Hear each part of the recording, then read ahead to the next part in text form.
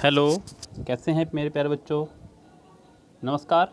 मैं सौरभ जैन आपसे फिर से रूबरू हुआ हूँ अपने चैनल पर, और क्षमा चाहूँगा कि आज मैं आपको एक भी वीडियो नहीं दे पाया एमबी बुक से भी और कोई और भी।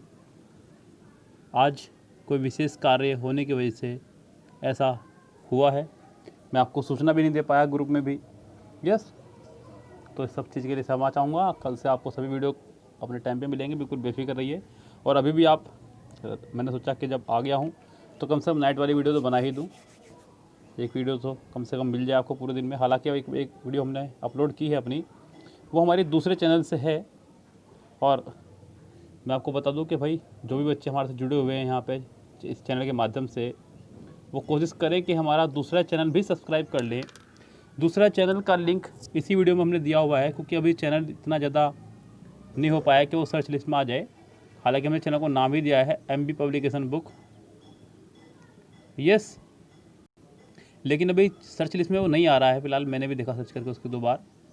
एमबी पब्लिकेशन बुक के नाम से चैनल बनाया हमने। आपको ये चैनल का लिंक इसी वीडियो में मिलेगा, डिस्क्रिप्शन में जाइएगा और सब्सक्राइब कर दीजिएगा। वहाँ आपको 2016 के सेट्स के सॉल्यूशन मिलेंगे जो मैं करा रहा हूँ। अभी तक मैं पहला सेट सोल्व करा चुका हूँ एसएससी स्टेनोग्राफर से। वहाँ पे आपको कुछ ना कुछ मिल ही रहा है। यहाँ का सोल्यूशन वहाँ के सोल्यूशन से अलग है और वहाँ का सोल्यूशन यहाँ के सोल्यूशन से अलग है। कोई वीडियो हम लोग कॉपी नहीं कर रहे हैं, ऐसा कर भी नहीं सकते। ये यूट्यूब के एल्गोरिथम में नहीं आता है। अगर मैं एक वीडियो कॉपी कर रहा हूँ इससे, हालांकि दोनों मटेरियल मेरे ही हैं, लेकिन फिर भी ये रूल्स के खिलाफ है यूट्यूब के। ऐसा करना अलाउ नहीं है। मैं ऐसा कर नहीं रहा हूँ। मैं जो वीडियो वहाँ अपलोड कर रहा हूँ वो वीडियो मैं यहाँ अपलोड नहीं कर रहा हूँ। चलिए, लेकिन मैं बात करूं अगर आज के सेट की, तो आज हम पहुंच चुके हैं सेट नंबर 33 पर। हमें सेट नंबर 34 पर पहुंच जाना था अगर कायदे से देखा जाए तो, लेकिन हम लोग 34 पर नहीं पहुंच सके। हम लोगों ने सेट नंबर 33 पे ही पहुंच सके हैं, बिकॉज आज आपकी जो वीडियो आनी थी वो वीडियो नहीं आ पाई हैं किन्हीं कारणों से। इसीलिए, लेकिन कोई बात नहीं, इतना हताश या निराश होने की आवश्यकता नहीं है।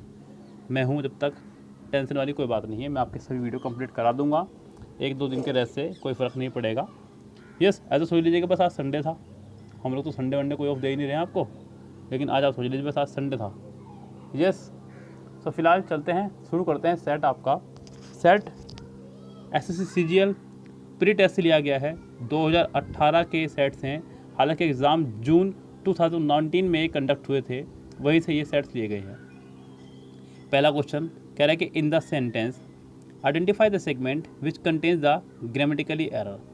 आपको बताना है कि इस सेंटेंस में किस पार्ट में ग्रामेटिकली एरर है। सेंटेंस को ज़रा ढंग से देख लीजिएगा। कह रहा है कि there is many modes of travel to go to Agra but I prefer road travel. कह रहा है कि देयर इज़ मैनी मोड, ज़रा गौर करें हम लोग। There is many modes of travel. अब ये उसने आपको सेंटेंस दिया इतना ही, और इतने से ही काम चल जाएगा फिलहाल अगर देखा जाए तो। क्यों? क्योंकि मिस्टेक ही इस पार्ट में है आपकी। यहाँ मैं आपको पहले भी कई बार बता चुका हूँ कि देयर आपका एक इंट्रोडक्टरी सब्जेक्ट है। क्या है आपका? एक इंट्रोडक्टरी सब्जेक्ट। इंट्रोडक्टरी सब्जेक्ट से मतलब एक ऐसा सब्जेक्ट जिसके अंदर हिम्मत नहीं है अपने आप वर्ब लेने की, यानी कि आश्रित है दूसरे पर, खुद से ये वर्ब नहीं ले सकता। फिर सब्जेक्ट होने का क्या फ़ायदा? यानी कि इस तरह से कह सकते हैं कि फिल्म का हीरो भी है लेकिन एक्ट्रेस इसके साथ नहीं है। यस, उसी तरह से एक्टर है लेकिन एक्ट्रेस इसको नहीं दी गई है, एक्ट्रेस किसी और को ही दी गई, बस ये एक्टर है, मेन फिल्म का मेन हीरो है। इंट्रोडक्टरी सब्जेक्ट से मतलब ये रहता है सेंटेंस में जब सब्जेक्ट ना हो तब आप उसकी जगह देयर का इस्तेमाल कर लेते हैं। जैसे कि मैं कह लूँ कि हमारे विद्यालय में, हमारे स्कूल में 50 अध्यापक हैं। हमारे स्कूल में 50 अध्यापक हैं। इंग्लिश स्पीकिंग में भी अच्छा इस्तेमाल कर सकते हैं आप इसका, इसलिए मैं आपको हिंदी टू इंग्लिश पढ़ा रहा हूँ। यहाँ पे हमारे स्कूल में 50 अध्यापक हैं। अगर आप इसको अंग्रेजी में ट्रांसलेट करें तो आपको यहाँ सब्जेक्ट नहीं दिखाई देगा। सब्जेक्ट अगर आप ढूंढें, अगर आप सोच रहे हैं कि हमारे स्कूल में इन ओवर स्कूल 50 टीचर्स, ये कहना गलत हो जाएगा। क्योंकि अगर आप ऐसा बना रहे हैं कि मैं हमारे स्कूल, यानी कि इन over school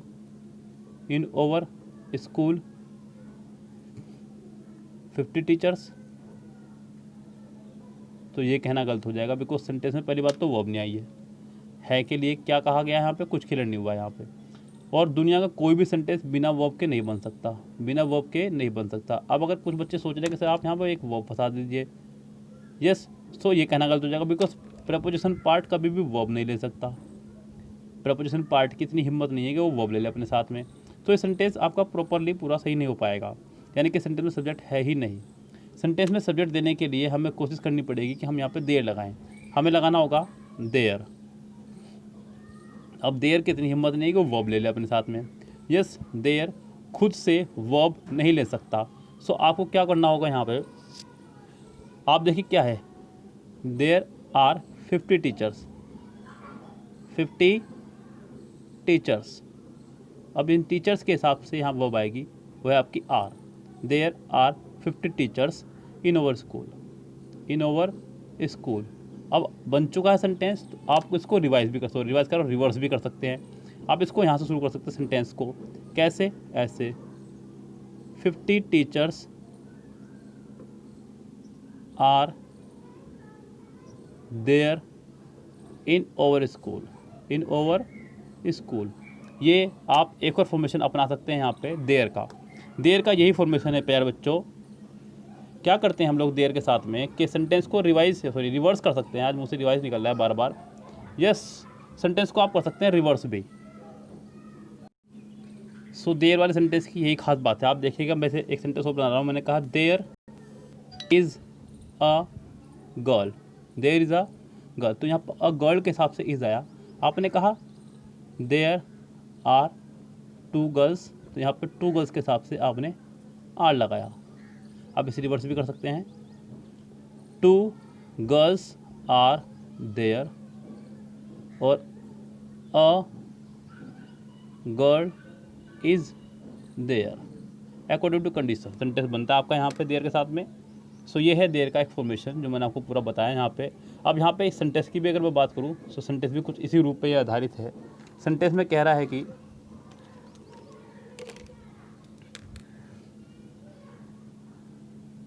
there is many modes.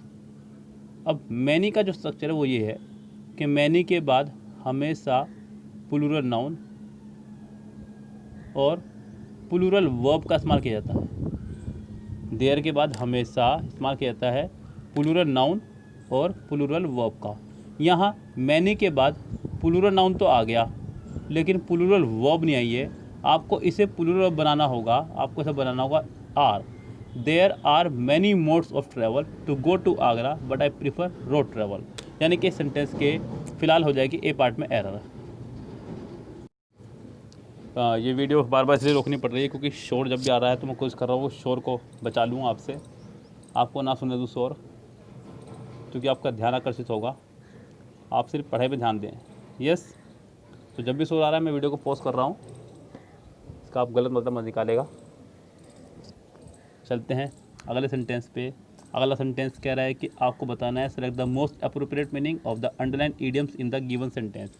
एक ईडियम दिया गया है, ईडियम है आपका प्लेइंग विद फायर। प्लेइंग का मतलब खेलना, फायर मतलब आग से, यानी कि आग से खेलना। तो आग से खेलना कोई आसान बात नहीं है, बहुत ही कठिन कार्य है। यानी कि खतरा उठाना, क्या हो गया, खतरा उठाना, यानी कि खतरों के खिलाड़ी कह सकते हैं आप, खतरा उठाना। टेकिंग अ ग्रेव रिस्क, बिल्कुल। लाइटिंग कैंडल्स, अरे नहीं। स्मोकिंग अ सिगरेट, जी नहीं। प्रोवोकिंग द क्राउड, जी नहीं। आपका आंसर पहला ही हो जाएगा, taking a grave risk.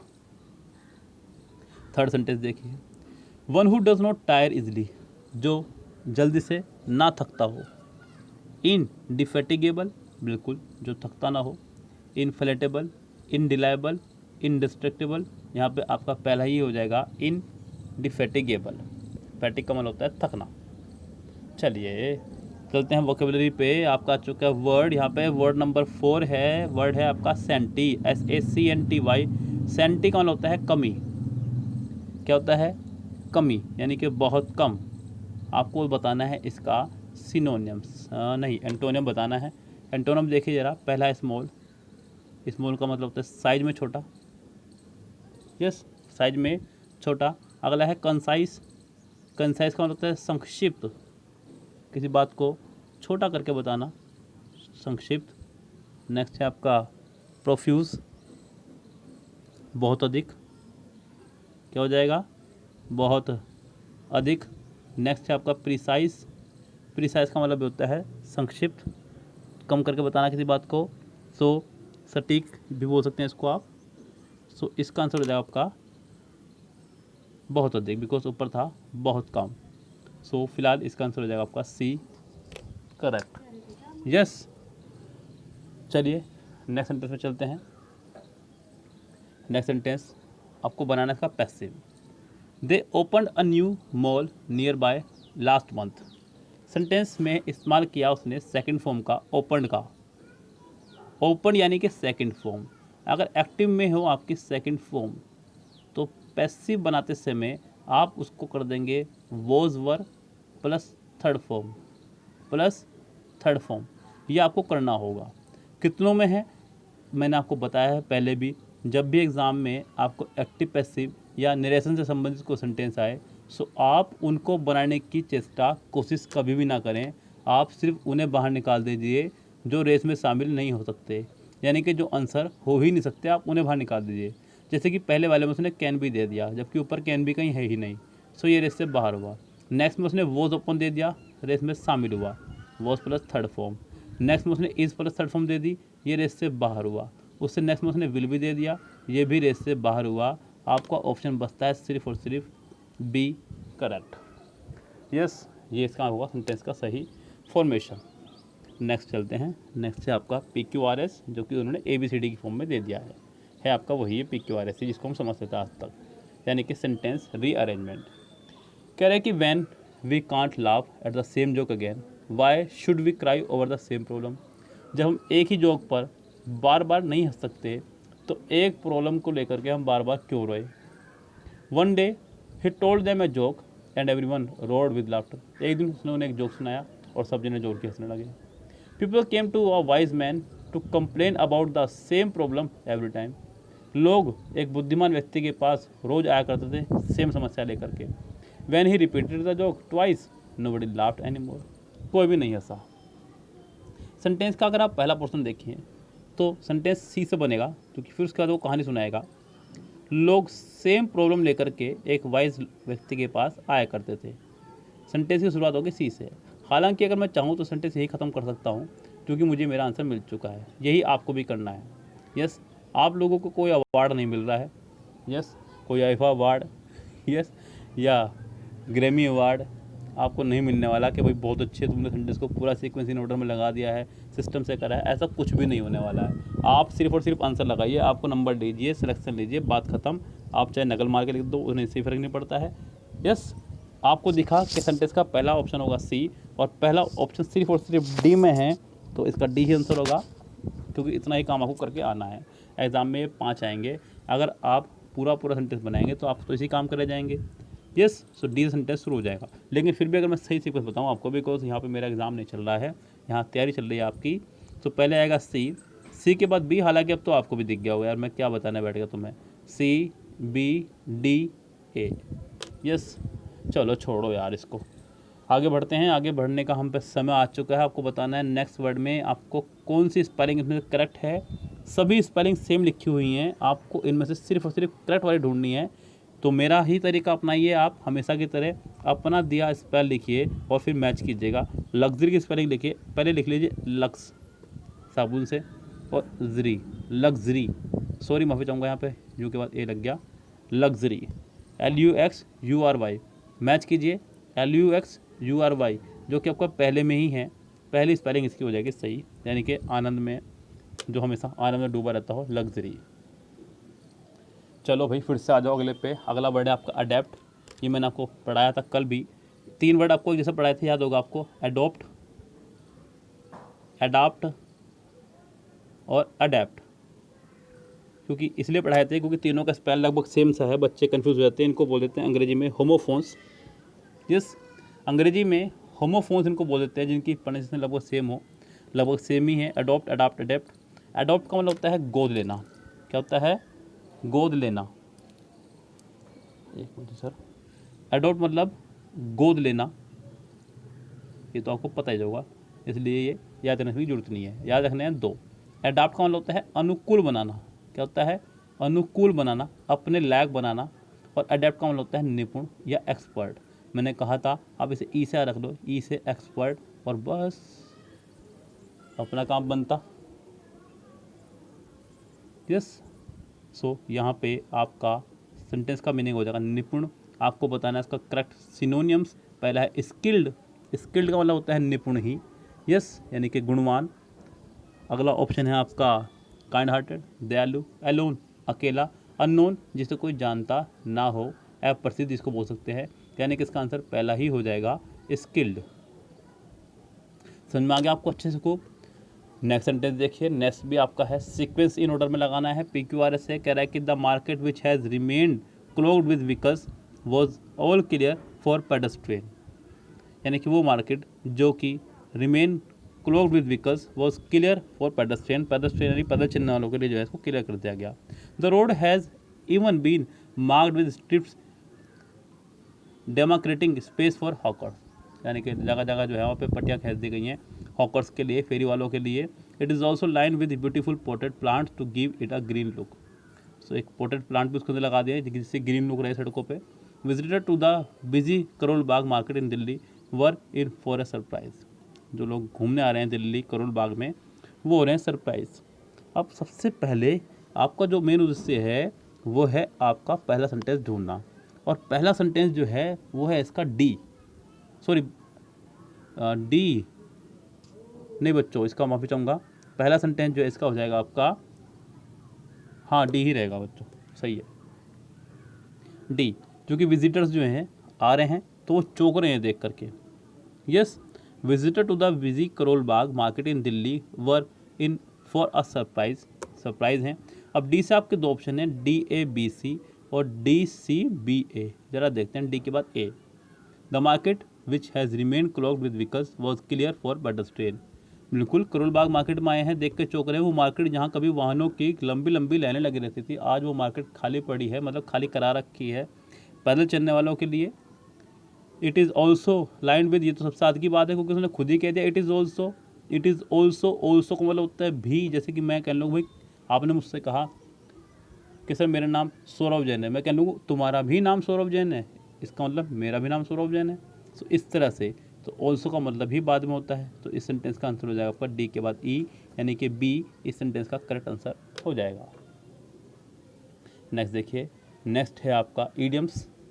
Turn a deaf ear. क्या है आपका? Turn a deaf ear. देखिए डेफ का मतलब होता है बहरा। क्या होता है डेफ का मतलब? बहरा। किसी की तरफ अपना बहरा कान कर देना, यानी कि अनसुना करना। क्या करना? किसी को अनसुना करना। इससे एक और बड़ा पैराडाइम आपका आता है, टर्न्ड अ ब्लाइंड आई। अनदेखा करना। बस बिल्कुल ऐसे ही, जैसे ब्लाइंड माने अंधा, ऐसे डेफ माने बहरा। अनसुना करना किसी को, अनदेखा करना। अब देखिए यहाँ पे एक्नॉलेज्ड, नेग्लेक्टेड, हालांकि नेग्लेक्टेड इसका आंसर होना चाहिए, एक्सेप्टेड और प्रेजेंटेड। इस सेंटेंस का आंसर होगा आपका नेग्लेक्टेड ही। यस, और तो यहाँ पे कुछ फिट बैठने का था। सो करेक्ट आंसर हो जाएगा 10th का आपका बी। क्योंकि एक्सेप्टेड स्वीकार करना, प्रेजेंटेड प्रस्तुत करना, और एक्नॉलेज मतलब किसी बात की सत्यता स्वीकार करना। तो यहाँ पे ये आंसर इसके नहीं बैठ रहे हैं। क्लोज टेस्ट मैं इसका आपको बाद में ही कराऊंगा, जैसा कि मैं आपको पहले भी बता चुका हूँ कि क्लोज टेस्ट अब वीडियो में नहीं कराऊंगा आपको मैं। क्लोज टेस्ट जो भी सेट में आएगा मैं उसको अलग से ही कराऊंगा, जिससे कि मैं आपको उसको क्लियर दे सकूं डाटा, और आप उसको रूल्स वगैरह भी अपने साथ में लिख सकें। हम लोग सीधा पहुँच रहे हैं अब 16 सेंटेंस पे। 16 सेंटेंस आपका है करेक्टली स्पेल्ड वर्ड। आपको बताना है कि इनमें से कौन सा वर्ड ऐसा है जो करेक्टली स्पेल्ड वर्ड है। रिपीटेशन, एग्रीवेट, एक्म्प्लाइज या हिडन।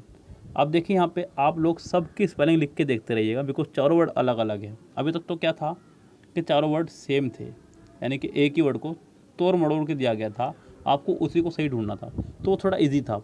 यहाँ पे चारों वर्ड दिए गए हैं और चारों वर्ड अलग अलग दिए गए हैं। आपको वर्ड्स को ढेर देखना है सही कौन सा है इनमें से, और आपको बताना भी क्या है करेक्टली। रॉन्ग होता तो फट जैसे आप पकड़ लेते। तो फटाफट देखिए, पहला वर्ड रिपीटेशन, REPETITION, सो यहाँ पे पहला वाला तो रॉन्ग है ही। यस, ये क्लियर है। अगला लिखिए वर्ड AGGRAVAT, एग्रीवेट, किसी चीज़ को और बेकार कर देना, बेकार को और बेकार कर देना, एग्रीवेट। यहाँ पे गलत हो गया, उसने RR 2 बार लगाया हुआ है, ये भी रॉन्ग हुआ। अगला है आपका अकम्प्लाइज, ACCOMPLISH, किसी काम को पूरा करना, ACCOMPLISH, बिल्कुल ठीक, यही ठीक है आपका, सी बिल्कुल करेक्ट हुआ। उससे अगला आपका हाइटन, HEIGHTEN, हाइट से बना है, हाइटन।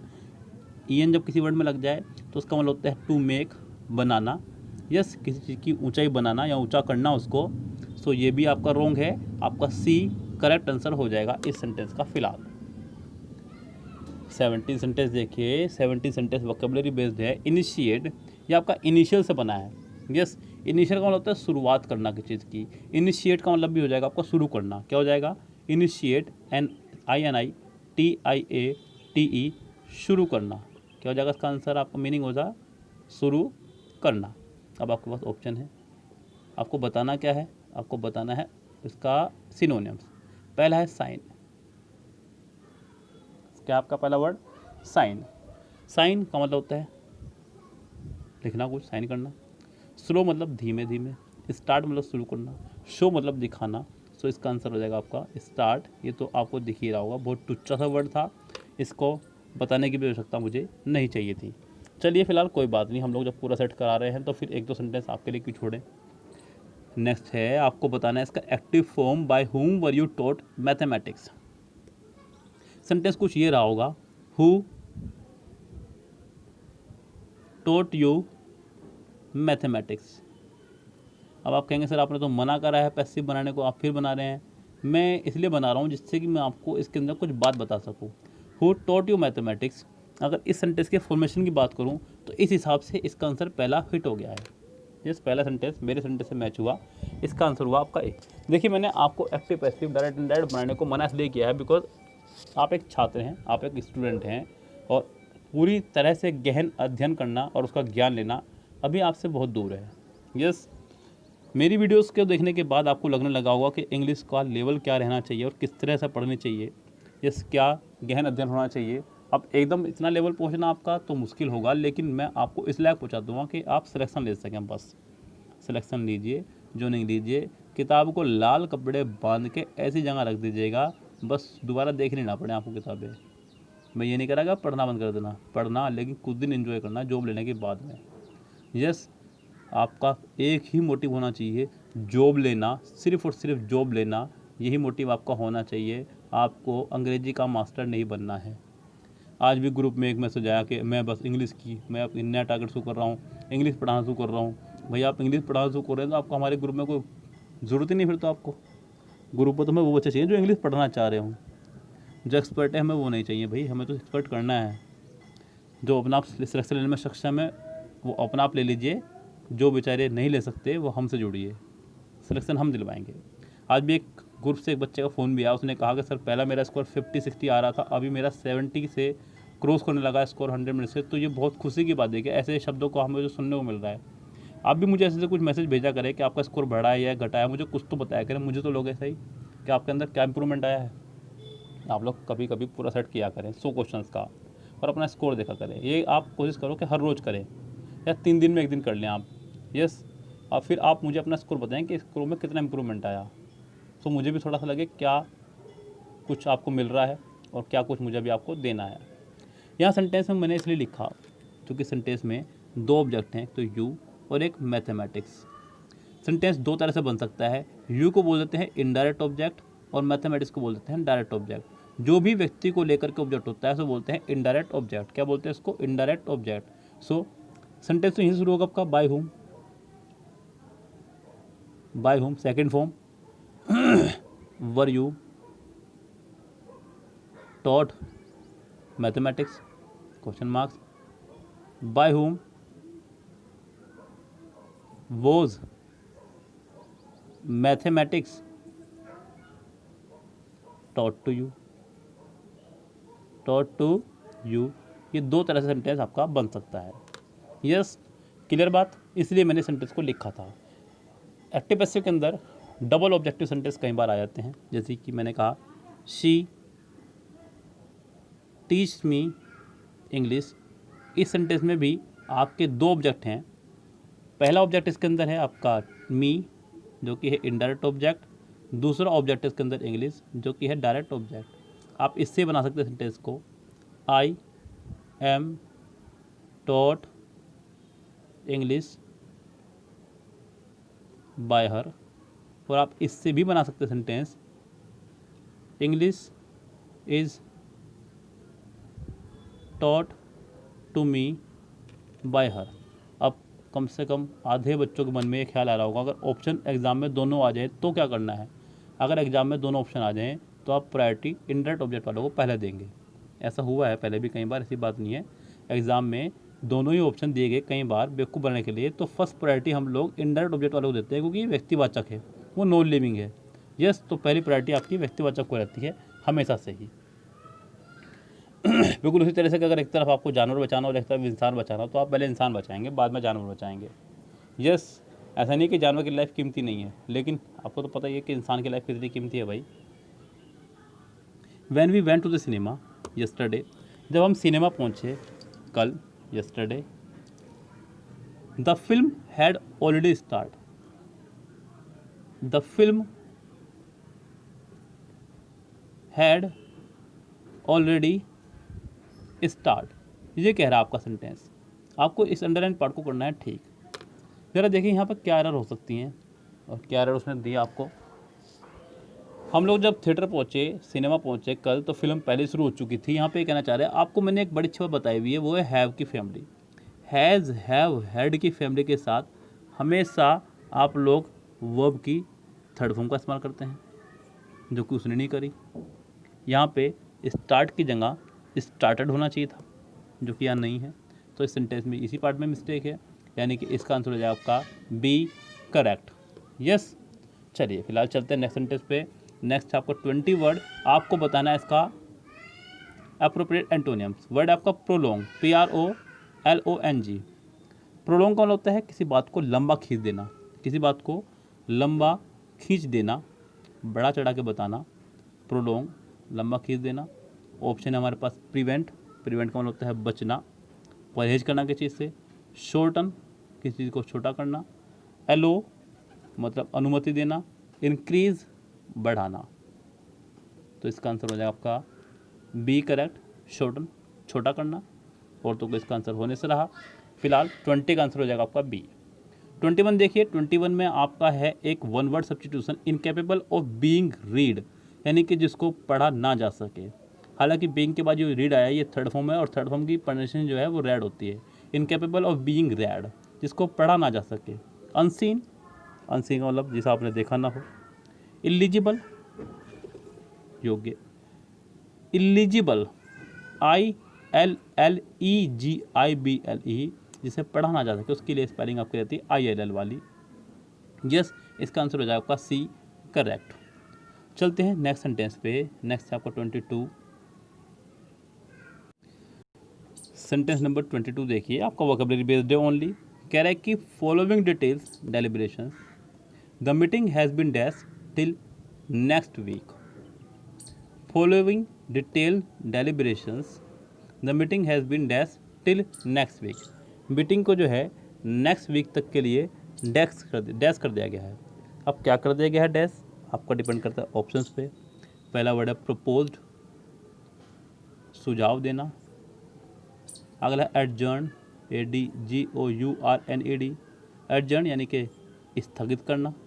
क्या करना? स्थगित करना। नेक्स्ट है रिव्यू, यानी कि किसी चीज़ को फिर से जांच करना। रिव्यू करना, पुनः जांच करना। कैंसिल का मतलब होता है ख़त्म कर देना, बस कैंसिल ही कर देना। तो कैंसिल जब कर दिया हो तो आप उसको दोबारा नहीं लेंगे, तो यहाँ पे कैंसिल तो आने से रहा। रिव्यू का मतलब तब जब एक बार पहले हो चुकी हो। प्रपोज के साथ हमेशा आता है आपका टू, इसलिए ये नहीं आएगा आपका। सो आपका आंसर बचता है सिर्फ और सिर्फ B correct. Following detail deliberations, the meeting has been adjourned till next week. आप यहाँ पे इस्तेमाल कर सकते थे पोस्टपोन का भी, यस, लेकिन वो यहाँ पे ऑप्शन आपको नहीं दिया गया है। अगर होता तो वो ज़्यादा करेक्ट होता। लेकिन फ़िलहाल है ही नहीं, जो है ही नहीं उसके बारे में क्या सोचना। नेक्स्ट सेंटेंस देखिए, आपको बताना है कि सेंटेंस में किस पार्ट में है grammatically error. Having just taking a heavy lunch she was not ready to have any fruit. अभी थोड़ी देर पहले भी मैंने आपको बताया एक सेंटेंस में, सेंटेंस नंबर था आपका 19, अब फिर से आ चुका है सेंटेंस नंबर 23। 4 सेंटेंस बाद सेम रिपीट रूल हो रहा है। जो लोग ये बोलते हैं कि रूल रिपीट नहीं करता एसएससी, वो जरा मेरी वीडियोस देख लें लगातार, उनको ये क्लियर हो जाएगा वीडियो किस तरह से, रूल्स किस तरह से रिपीट हो रहे हैं। यस, अभी बहुत जल्दी मैं लगा हुआ हूँ आपके लिए ही 50 रूल्स सिर्फ ग्रामर के मैं ला रहा हूँ, वो जो रिपीट हो रहे हैं लगातार। यानी कि अगर आप उन 50 रूल्स को कर लेंगे तो आपका जो है कम से कम ग्रामर कॉमन एरर का जो पोर्शन है 10 सेंटेंस इंप्रूवमेंट आने हैं, 10 आपके फिल इन द ब्लैंक्स आने हैं और 10 आपके कॉमन एरर आनी है। ये 30 में से मैं वादा करता हूँ कम से कम 25 प्लस मार्क्स आपके कहीं नहीं जाएंगे, ये लिख के ले लीजिएगा। मैं सिर्फ उन रूल्स के साथ बात करूँगा जो रिपीट हो रहे हैं। आप लोग पढ़ेंगे आपको पता चलेगा। 50 रूल्स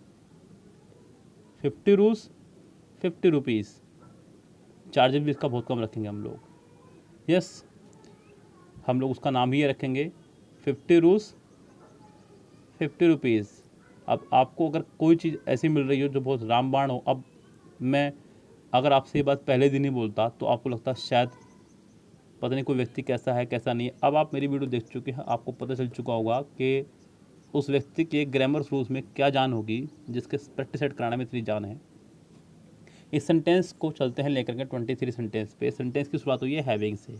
मैं आपको पहले ही बता चुका हूँ कि हैव की फैमिली के साथ हैव, हैज़, हैड और हैविंग के साथ हमेशा इस्तेमाल करते हैं वर्ब की थर्ड फॉर्म का, जबकि उसने नहीं लगाया।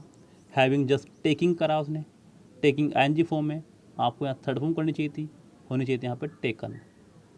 Having just taken a heavy lunch she was not ready to have any fruit. यानी कि लंच हैवी करने के बाद वो कोई भी फ्रूट नहीं ले पाई, ये कहना चाह रहा है। अब यहाँ पे एक बात मैं आपको और बता दूँ, बात तो अंदर की है लेकिन बताना मेरा फ़र्ज बनता है। जब सेंटेंस की शुरुआत हैविंग से हो, तो सेंटेंस की शुरुआत हैविंग से हो, सो आपको ये गौर करना है कि काम को करने वाला व्यक्ति, दोनों काम को करने वाला व्यक्ति एक ही बंदा है या नहीं। ये वाला वर्क भी और ये वाला वर्क भी, अगर दोनों वर्क को करने वाला एक ही व्यक्ति हो तो आप सब्जेक्ट सिर्फ एक बार इस्तेमाल करेंगे, और दोनों काम को करने वाला अलग अलग व्यक्ति हो तो आप एक सब्जेक्ट यहाँ भी इस्तेमाल करेंगे। हालांकि आपको एग्जाम में सिर्फ एरर निकाल के आनी होगी इसी पार्ट में। बस ज़रा देख लेते हैं कि सेंटेंस दोनों के ही आपको क्लियर हो जाएगा। मैंने कहा सेंटेंस है मेरे पास, ये बड़ा प्यारा, देख लेना ध्यान से। कह रहा है कि हैविंग फिनिश्ड हर वर्क, अपना काम ख़त्म करने के बाद she went to Nehru market. ये एक मार्केट है हमारे यहाँ बच्चों, बड़ी फेमस मार्केट है, जान समझ लो हमारी शानपुर की है, नेहरू मार्केट और कोट road. Having finished her work she went to Nehru market. अपना काम ख़त्म करने के बाद वह नेहरू मार्केट गई, यानी कि इसी ने किया अपना काम ख़त्म और यही गई नेहरू मार्केट। यानी कि इस काम को भी और इस काम को भी करने वाला एक ही व्यक्ति है, वो आपका शी, इसलिए आपने एक बार इस्तेमाल करा। अब जरा एक सेंटेंस और देख लीजिए आप इसी के लिए। मैंने कहा having won Indian Idol, having won Indian Idol my friend invited me to dinner. Indian Idol जीतने के बाद मेरे मित्रों ने मुझे डिनर के लिए इनवाइट किया।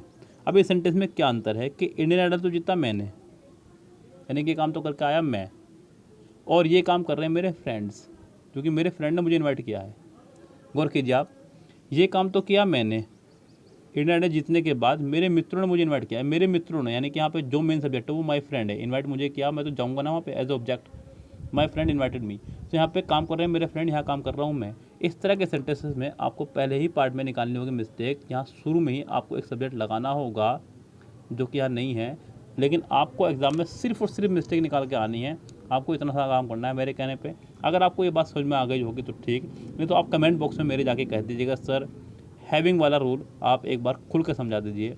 मैं इसके ऊपर एक अलग से ही वीडियो बना दूंगा, हैविंग और बीइंग के ऊपर पूरी कंप्लीट वीडियो। यस, आपको खूब अच्छे समझ में आ जाएगा, क्योंकि एक सेंटेंस कई बार इससे फंस जाता है। नेक्स्ट सेंटेंस पे चलते हैं। आपको बताना है इसका फिल इन द ब्लैंक्स है, ऑप्शन पीछे होगा, सवाल याद चुका। Hima Das the reigning world junior sprinter who dash the national record won the gold medal in the federation cup. Hima Das the reigning world junior sprinter who dash the national record won the dash, जो भी उसने कहा। आपको बताना है कि यहाँ पे प्रॉपर वर्ड क्या होगा। देखिए, उसने कहा कि उसने अपने नाम रिकॉर्ड किया है। जब अपने नाम कोई व्यक्ति रिकॉर्ड करता है तो उसके लिए इस्तेमाल करते हैं होल्ड का। किसका इस्तेमाल करते हैं? Hold the record. Hold the record, अपने नाम रिकॉर्ड कर लेना किसी भी चीज़ का। यस, जिसके नाम को रिकॉर्ड हो तो उसके लिए होल्ड का इस्तेमाल करते हैं। यहाँ पे इसका ऑप्शन हो जाएगा पहला ही करेक्ट। समझ में आ गई बात आपको आराम से। नेक्स्ट सेंटेंस देखते हैं और लास्ट सेंटेंस है।